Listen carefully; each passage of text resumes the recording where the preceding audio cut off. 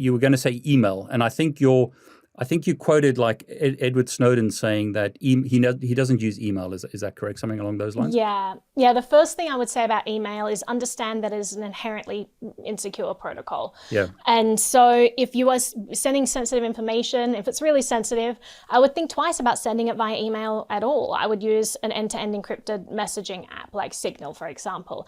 But if I am using email, you have to realize if you're using Gmail, which most people do, or you're using Outlook, all of the contents of your email are visible to Google or to Microsoft. They're completely stored in the clear. They're accessible to people who work at these companies.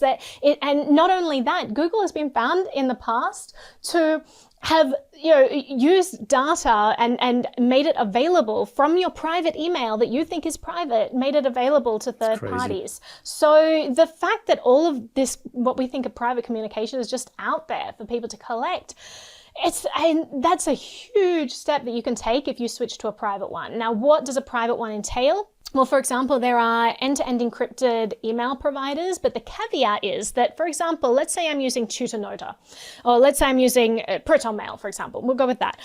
And I send an email to Bob, and he's using Gmail. Sure, I might be using an email that says that it's privacy preserving. I think I'm good. It's literally going to their email, Gmail account. So my email is still visible and stored in the Google servers and accessible. So if you want actually end-to-end encrypted emails, you need to be on protonmail and sending to protonmail, for example, or you need to be on Tutanota and sending to Tutanota. They're the two email providers that I would recommend. I use both of them. I like both of them. There are different trade-offs in setup for why you might choose one over the other. Like, for example, Tutanota, I can't sign up for an account using a VPN, which means that when I first sign up for an account, I go to a public Wi-Fi. But again, you've got to be careful with that. Do you trust the public Wi-Fi? Do you think that someone is malicious on there intercepting stuff? But the problem with ProtonMail is that you can't set it up without a phone number. So there are two different trade-offs. Wow. Of course, you can buy I have many phone numbers.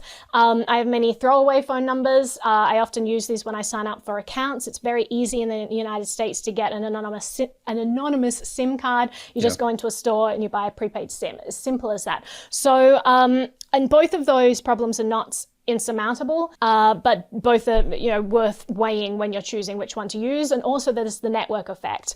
Can you convince any of your friends to get ProtonMail or Tutanota? And it's important to find one that you think will have the most likelihood of other people using as well.